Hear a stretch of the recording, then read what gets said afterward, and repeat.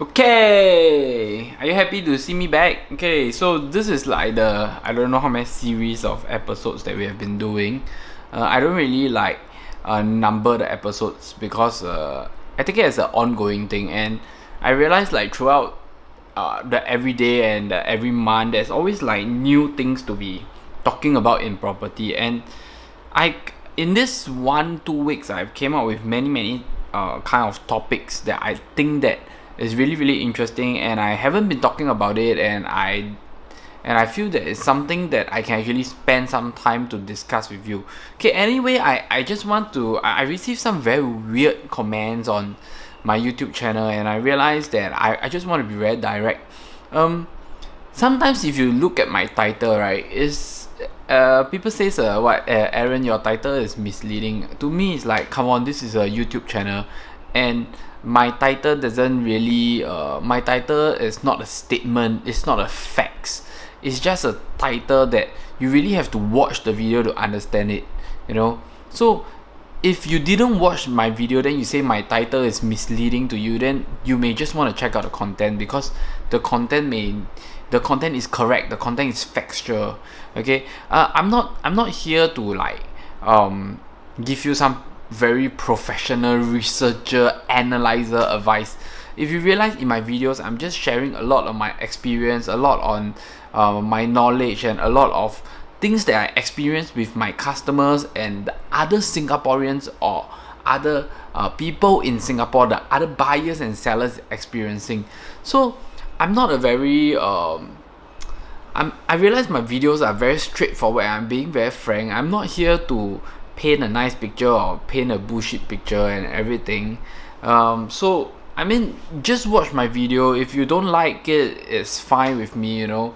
And I realize, like, in whether is it in social media or internet, there's definitely like lovers and haters. So I'm definitely okay with it, and I'm very open to this thing that is coming to me. So I thanks those people that like our channel and subscribe, and yeah, we are 400. I think now it's like 408 or something. Yeah, so the numbers are climbing. Okay, so basically I just want to, for today, we just want to talk about this. Is buying BTO a bad idea? Okay, this is a very subjective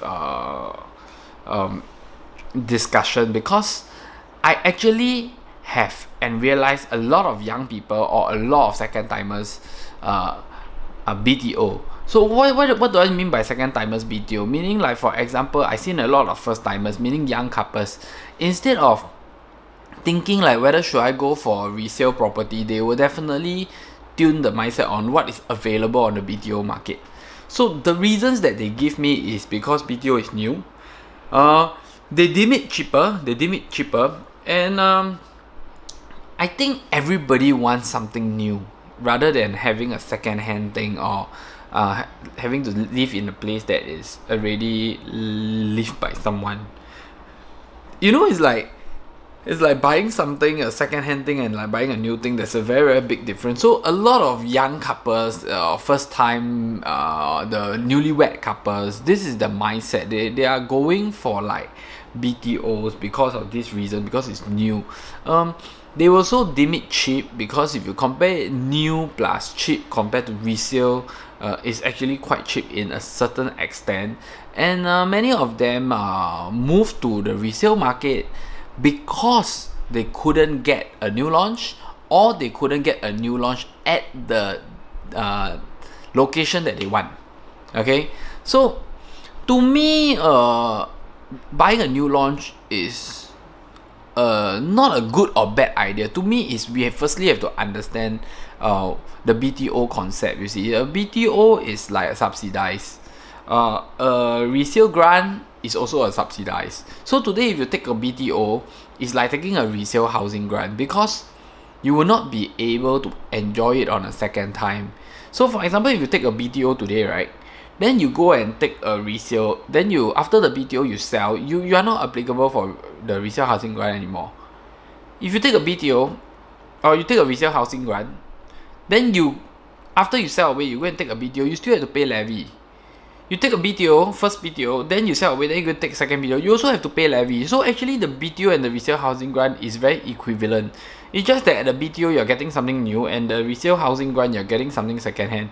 But if you calculate, right, the resale housing grant can actually be quite a bit of money if you calculate like stay near parents, then the 40 and 50,000, or even the additional grant, something like, I don't know what is the limits now, okay, because the limits keep changing every month, okay.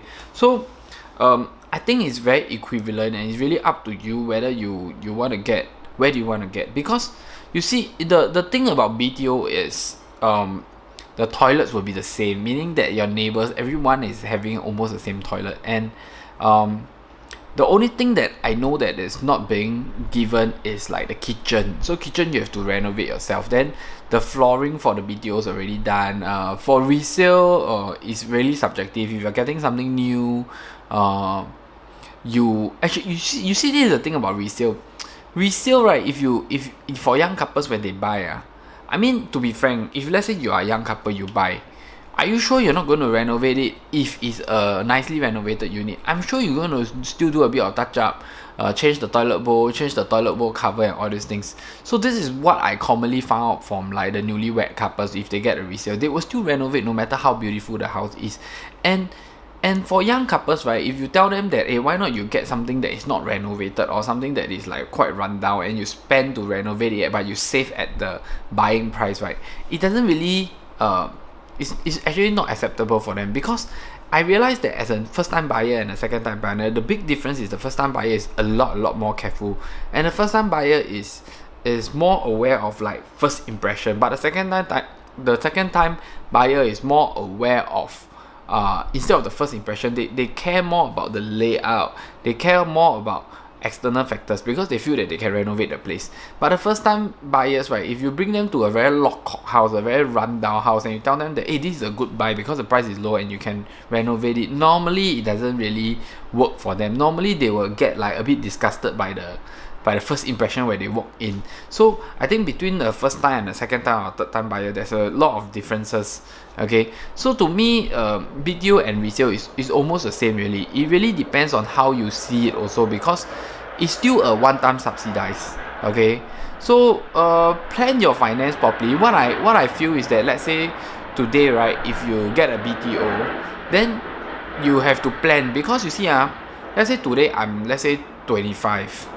If I buy a BTO, right, then you have to wait for BTO to build like 2 or 3 years or 4 years. Then you still have to stay in it for 5 years. That's like 9 years. So by the time I sell my first HDB, I will be like 34, 35. So this gets very different and very subjective, because the timeline makes a big difference. But today if I get a resale, right, I buy and it's 5 years. It's like, today I'm 25, I can sell it at 35. I don't need to, I'm 25, I can sell at 30. I don't need to wait until 34. So the period of waiting is also one of the crucial points that buyers have to consider for themselves. And like, it really depends on age. If the buyer is very, very young, it doesn't make a lot of difference, because eventually we know that our loan the more full loan tenure, normally you calculate to the age of 65. So if you wait too long, it may not be visible in a certain extent. Okay, so this is the second pointer that I feel that makes a lot of difference. And for BTO and resale, right? Resale, you can actually walk in. You know who are your neighbors. You can actually walk into the house, feel the house.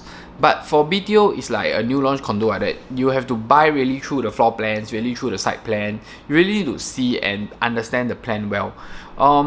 Like I realized for BTOs, people buy it like quite 青菜 quite 随便, they don't really think a lot when they put into purchase for BTOs, because to them it's like already cheap, it's subsidized, and normally they don't have much choice, because it really depends on your number. So let's say you are number like 1000, then you go there, you only left with these few choices. So it's very difficult to make good decisions out of these few choices. I mean, that's what I feel personally. So I feel that for BTO, it's better that you understand where's the facing. Is it north or south? If you look out the window, what does it look at? Who are your neighbors? And I realize now some of the BTO flats are quite unique. I have some with like, I saw one, I forgot where is it. I think it was at Yishun. There was this BTO with like 12 units in a level, that kind of thing. So These are kind of things you may want to consider when buying a BTO, because it's very different from buying a resale. Resale, you can be there to observe your neighbors, you can be there to see the view, you can be there to see the facing of the sun. So these are some of the things, and you also know what is around you. But for BTOs, you have to look at the future, you know, what is opposite you, what is a piece of land opposite you, where's the nearest amenities. You have to find it out yourself, and the facing of your house, you know, where does it look at and everything. So eventually, to me, you cannot. Also, some people will say that BTO earns a lot of money, you know, when I buy, I earn. But the thing is, today, if I buy a resale flat, right, if I'm going to get an additional buyers, if I'm going to get a housing grant from the government, right, that's like maybe 50,000, 80,000, 70,000, you know. With this amount of grant, I also earn already, mah. Correct or not? So, to me, it's like, it's really subjective. And it doesn't mean that you get BTO, you should earn. I've seen people that buy BTO, they need to break even. For example, they buy already, after 5 years they sell. The amount of outstanding loan plus CPF refund plus the CPF interest accrued, everything add up to a price that this price in the current market people not willing to pay. So I seen cases like this. So it's very subjective. Okay, so as a first time buyer, I think you have to search around my video. I also make a video on the first time buyer mistake. So it depends on which category you are, what's your income level, so you can make a better decision from there. Okay, so thank you for watching my video, and hit the subscribe button. Okay, if you like my video, share my video, and I think I think many people hit the subscribe button because I receive a lot of this call. Actually, I wanted to say hit the subscribe button at the start of the video, but I've forgotten again. Okay, but never mind. Okay, so stay tuned for next episode, and if you like my channel, just subscribe to my channel. Okay, thank you very much, and I see you again.